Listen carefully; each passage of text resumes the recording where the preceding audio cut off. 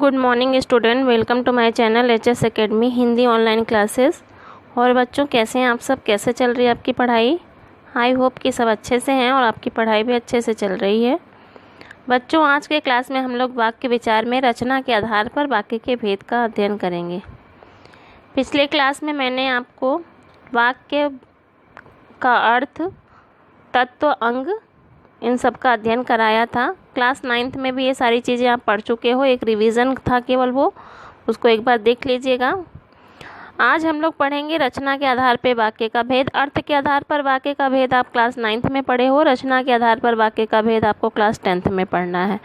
तो हम देखेंगे कि रचना के आधार पर जो वाक्य का भेद होता है वह कितने प्रकार का होता है और कैसे होता है। रचना मीन्स होता क्या? रचना का मतलब होता है बनाना, निर्माण करना। तो बनाने की जो प्रक्रिया होती है, निर्माण करने की प्रक्रिया होती है, इससे हम क्या करते हैं, जो सरल वाक्य होते हैं या फिर जो अर्थ के आधार पर जितने सारे वाक्य होते हैं उनको हम, उन वाक्यों के माध्यम से हम एक नए वाक्य का निर्माण करते हैं, जिसे हम रचना के आधार पर वाक्य का भेद कहते हैं। तो आइए हम देखते हैं कि रचना के आधार पर वाक्य का भेद कितना होता है। अभी हमने आपको बताया रचना का अर्थ। अगर पूछेगा कि रचना मीन्स क्या होता है, तो रचना का मतलब होता है बनाना।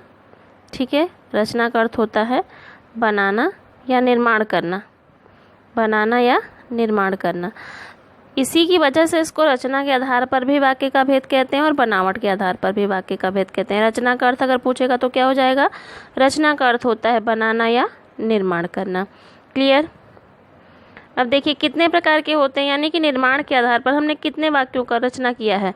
तो एक वाक्य का निर्माण हो गया सरल, जिसे साधारण वाक्य भी कहते हैं, सिंपल सेंटेंस भी कहते हैं। दूसरा आपका हो गया, ये पहला हो गया। उसके बाद दूसरा आपका हो गया ये संयुक्त वाक्य हो गया, जिसे कंपाउंड सेंटेंस कहते हैं। और तीसरा आपका हो गया मिश्रित वाक्य। कौन सा वाक्य? मिश्रित वाक्य, जिसे कॉम्प्लेक्स सेंटेंस कहते हैं। तो एक एक वाक्य का हम लोग अध्ययन करेंगे कि सरल वाक्य क्या है, कैसे इसकी पहचान होती है, संयुक्त वाक्य क्या है, इसकी पहचान कैसे होती है, और मिश्रित वाक्य क्या है, इसकी पहचान कैसे होती है। तो सबसे पहले हम लोग देखते हैं कि सरल वाक्य किसे कहते हैं। आप पढ़े थे पिछले क्लास में, मैंने आपको बताया था कि वाक्य के दो अंग होते हैं। कौन कौन से? एक उद्देश्य होता है, एक विधेय होता है। तो कोई भी ऐसा वाक्य जिसमें केवल एक उद्देश्य और एक विधेय हो, कितने? एक उद्देश्य और एक विधेय हो, वह कोई भी वाक्य कौन सा वाक्य कहलाएगा? सरल वाक्य या साधारण वाक्य कहलाएगा। जिस वाक्य में एक ही उद्देश्य और एक ही विधेय होता है उसे सरल वाक्य या साधारण वाक्य कहते हैं। सरल वाक्य जो क्रिया होती है, तो मुख्य क्रिया उसमें एक ही होती है, लेकिन यहाँ पे नोट करके देखिए, हमने लिखा है, ध्यान दीजिएगा कि मुख्य क्रिया तो एक होती है, लेकिन क्रिया पदों की जो संख्या होती है वो एक से अधिक भी हो सकती है। यानी क्रियापद जो होते हैं वो एक या एक से अधिक भी हो सकते हैं। मुख्य क्रिया कितनी होती है? एक होती है। क्रियापदों की संख्या एक से अधिक भी हो सकती है। अब ध्यान दीजिएगा जैसे में कि कैसे हो सकती है क्रियापदों की संख्या। तो सबसे पहले तो आप देखिए यहाँ पे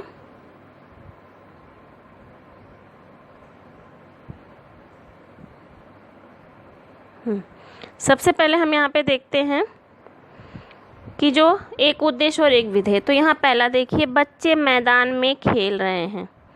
तो यहाँ पे बच्चा क्या हो गया? उद्देश्य हो गया। मैदान में खेलना क्या हो गया? विधेय हो गया। तो एक उद्देश्य और एक विधेय का प्रयोग हो गया। तो ये भी कौन सा वाक्य हो गया? सरल वाक्य हो गया। अब दूसरा हमने बताया है कि मुख्य क्रिया एक ही होती है, लेकिन क्रियापदों की संख्या एक से अधिक भी हो सकती है। देखिए, मोहन जो है यह पुस्तक खरीद कर बगीचे से होता हुआ कहाँ पहुंचा? घर पहुंचा। तो मुख्य क्रिया क्या हो गई यहाँ पे? घर पहुंचना। यह घर पहुंचना ही मुख्य क्रिया हो गई, लेकिन क्रियापद इसमें कितने हो गए? खरीदना, बगीचे से होता हुआ जाना, ये सब क्या हो गया? क्रियापद। यानी कि कई क्रियापदों का कई क्रिया एक साथ हो गया है, लेकिन फिर भी टोटल मिला करके देखेंगे तो यह किसके लिए है? मोहन उद्देश्य हो गया। यह बाकी सब के सब एक ही विधेय के अंतर्गत आएंगे। क्रियापद चाहे जितना भी हो, मुख्य क्रिया घर पहुंचना था, इसलिए। और दूसरी चीज़ है कि जो योजक शब्द होते हैं, अगर जिस वाक्य में योजक शब्द का प्रयोग नहीं हो, जैसे और, तथा, किंतु आदि, या अन्यथा, क्योंकि, जैसे, तैसे, इन सब का प्रयोग अगर जिस वाक्य में देखने को नहीं मिले वह सभी के सभी वाक्य कौन सा वाक्य कहलाएगा? सरल या साधारण या सामान्य या सिंपल वाक्य कहलाएगा। अगला देखिए, अगला आपका क्या हो जाएगा? वह सुबह से पढ़ता चला जा रहा था। पढ़ना, चलना, जाना ये सब क्रियापद है, लेकिन सब एक ही के लिए है ना। मुख्य क्रिया पढ़ना, ये पढ़ता चला जा रहा है, सब हो गया। कौन? वह, तो वह उद्देश्य हो गया, बाकी सब विधेय हो गया। अमन रोटी खाकर विद्यालय पहुंचा, तो खाना भी यहाँ पे क्रिया है, लेकिन मुख्य क्रिया क्या है? विद्यालय का जाना। तो यहाँ पे अमन उद्देश्य हो गया, बाकी सारी चीज़ें क्या हो गई? विधेय हो गई। यानी कि एक उद्देश्य है अमन, और रोटी खाकर विद्यालय जाना एक ही विधेय के अंतर्गत आएगा। मैं खेलने के बाद स्नान करूँगा। मैं उद्देश्य हो गया, खेलने के बाद, किसके बाद? तो क्रिया तो करेगा ना खेलने के बाद, लेकिन यहाँ पे केवल मुख्य क्रिया क्या है? स्नान का करना। तो मैं खेलने के बाद स्नान करूंगा, यह भी कौन सा वाक्य कहलाएगा? सरल वाक्य कहलाएगा, साधारण वाक्य कहलाएगा। क्लियर हुआ? फिर से एक बार देख लीजिए। जो सरल वाक्य होता है उसमें एक उद्देश्य और एक विधेय का प्रयोग होता है, वह सभी वाक्य कौन सा वाक्य कहलाएगा? सरल वाक्य कहलाएगा। क्रियापदों की संख्या उसमें एक से अधिक भी हो सकती है, लेकिन मुख्य क्रिया कितनी होती है? मुख्य क्रिया केवल एक ही होती है। क्लियर हो गया? चलिए अब हम देख लेते हैं संयुक्त वाक्य किसे कहते हैं। जब संयुक्त और मिश्रित वाक्य आपका क्लियर हो जाएगा तब सरल वाक्य को समझना और आसान हो जाएगा। सबसे पहले हम देख लेते हैं, इसके बाद हम देख लेते हैं मुख्य वाक्य। ठीक है,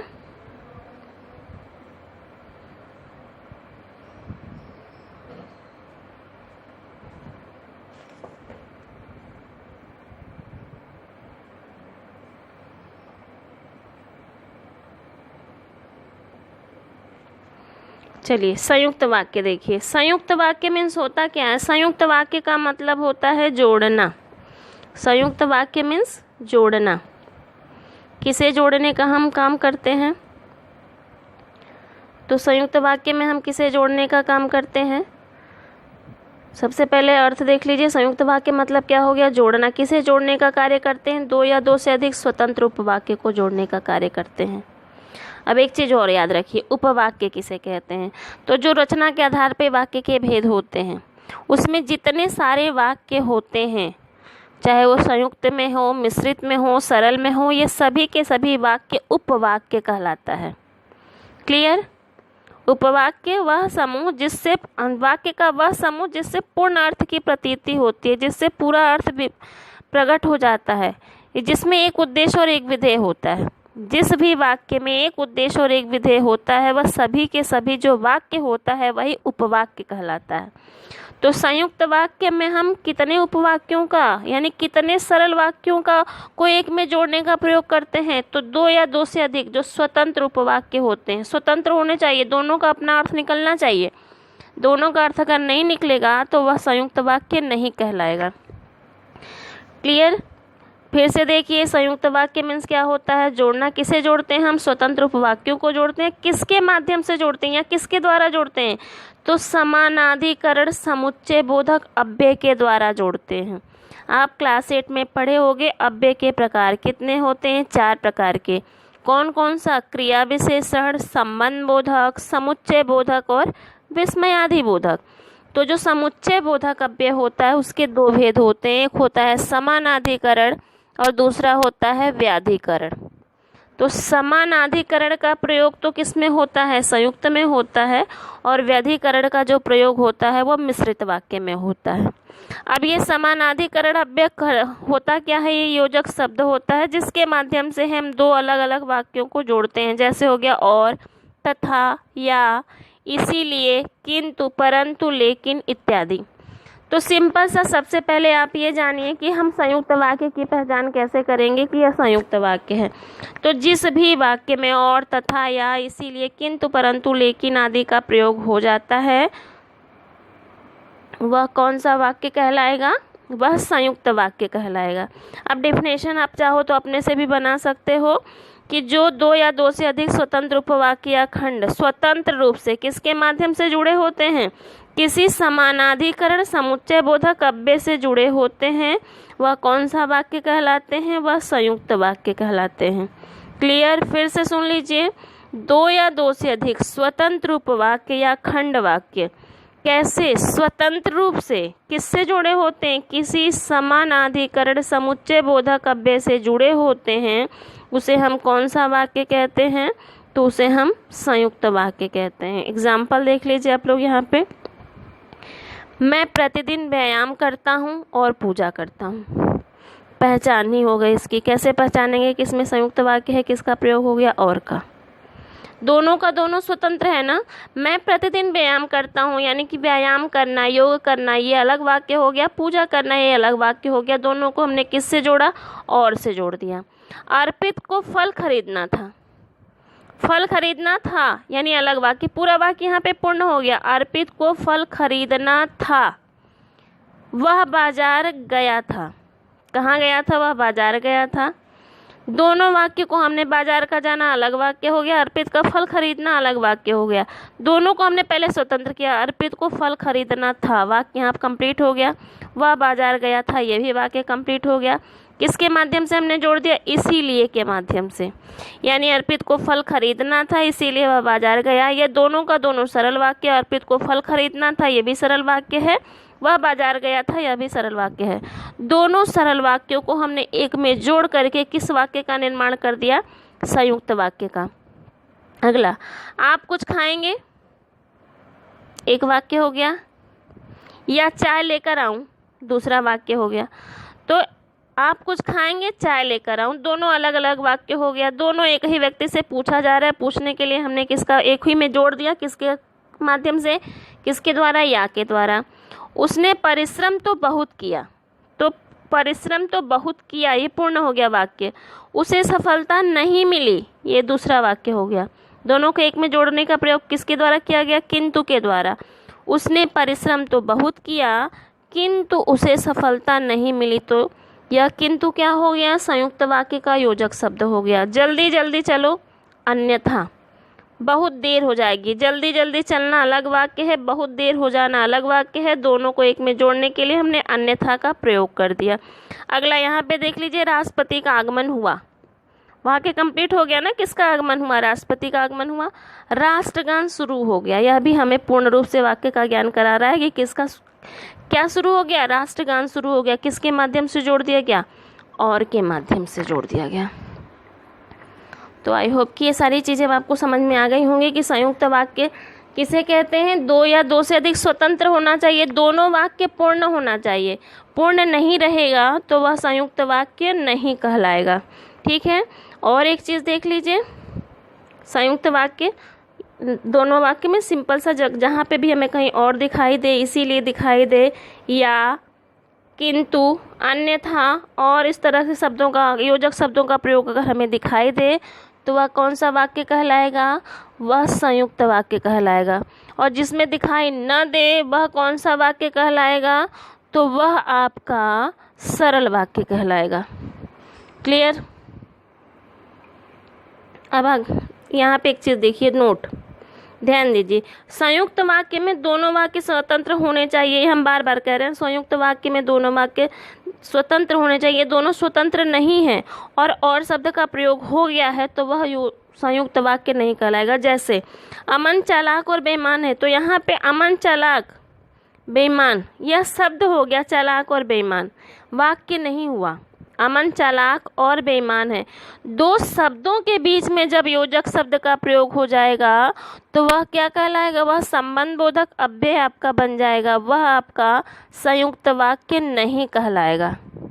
क्लियर? वह आपका संयुक्त वाक्य नहीं कहलाएगा।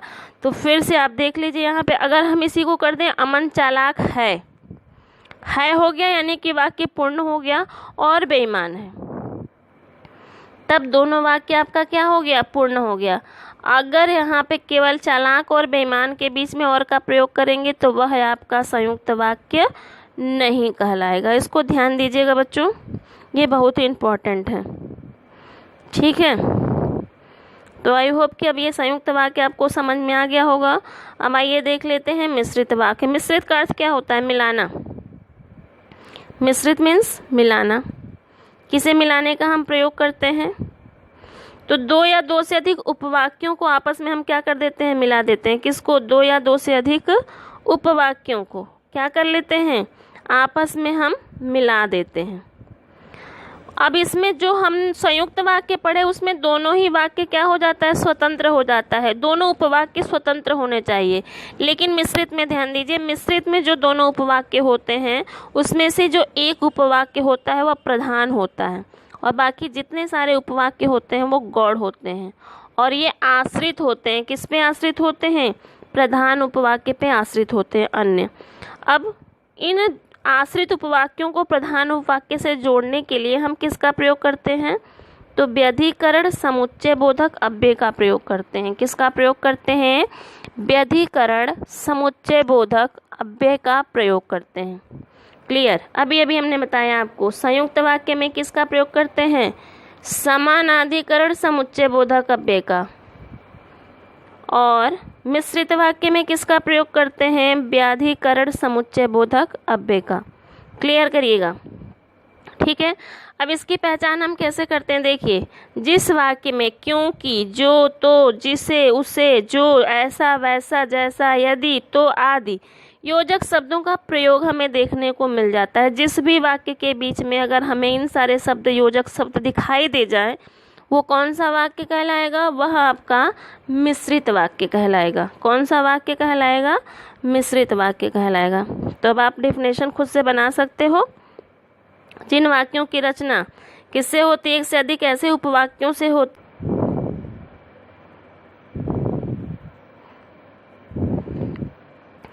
जिसमें से एक क्या होता है? प्रधान उपवाक्य होता है तथा अन्य क्या होता है? उसके अधीन होता है या उसके आश्रित होता है। तो वह सब कौन सा वाक्य कहलाता है? मिश्रित उपवाक्य कहलाता है। क्लियर हो गया? जिन वाक्यों की रचना एक या एक से अधिक ऐसे उपवाक्यों से होती है जिसमें एक प्रधान उपवाक्य हो तथा अन्य आश्रित हो, उसके अधीन हो, वह मिश्रित वाक्य कहलाता है। मिश्रित वाक्य का प्रयोग को जोड़ने का कार्य या मिलाने का कार्य हम किसके द्वारा करते हैं? तो समान व्याधिकरण समुच्चय बोधक अव्यय के द्वारा। समानाधिकरण समुच्चय बोधक अव्यय का प्रयोग हम किस में करते हैं? संयुक्त वाक्य में करते हैं।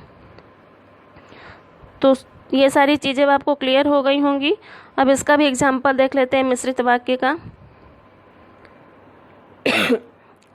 देखिए, मालिक ने कहा कि, पहचान केवल पहले देखिए किससे हम पहचानेंगे कि ये मिश्रित वाक्य किसका प्रयोग हो गया? की। कल कारखाना बंद रहेगा, यानी कि मालिक यह हो गया प्रधान वाक्य। कारखाना का बंद होना किस पे आश्रित हो गया? मालिक के कथन पे आश्रित हो गया। जो श्यामलाल कहाँ रहता है? गांधी गली में रहता है। तो यहाँ पे जो हो गया ना वह हो गया, पहचान में आ गया कौन सा वाक्य हो गया? मिश्रित वाक्य हो गया।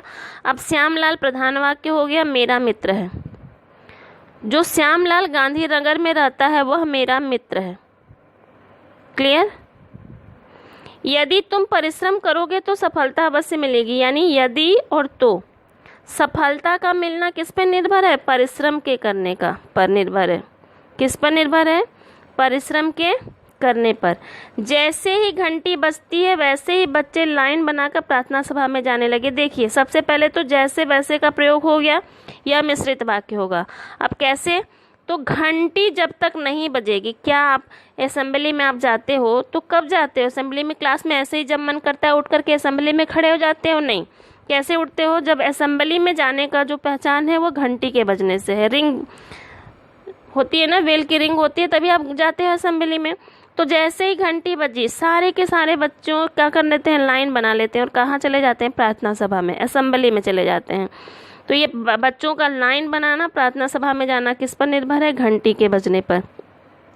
इन सारे वाक्य अलग अलग, घंटी का बजना, बच्चों का लाइन बनाना, प्रार्थना सभा में जाना, सबको एक ही में मिक्स करके हम किस वाक्य का निर्माण कर दिए हैं? मिश्रित वाक्य का निर्माण कर दिए हैं। अगला देख लीजिए, भारत एक ऐसा देश है जो विविध धर्मों का संगम है। विविध धर्मों का संगम अलग हो गया, भारत देश है अलग हो गया। दोनों को जोड़ने के लिए हमने किसका मिक्स कर दिया? दोनों को एक ही में जो के द्वारा। ये सब मिला देते, यानी कि सभी स्वतंत्र उपवाक्यों को एक ही में मिक्स कर देते हैं। संयुक्त वाक्य में दो अलग अलग उपवाक्यों को हम जोड़ते हैं, वो दोनों अलग अलग होते हैं, विपरीत विचारधारा के होते हैं। अब चाय पियेंगे या कॉफ़ी, तो चाय अलग हो गया, कॉफ़ी अलग हो गया, दोनों को हमने एक में मिक्स कर दिया। लेकिन यहाँ पे दोनों जो होते हैं वाक्य, दो या दो से अधिक जो वाक्य होते हैं वो एक ही में मिक्स होकर के एक वाक्य बन जाता है। मैं आज विद्यालय नहीं गया क्योंकि मैं बीमार था।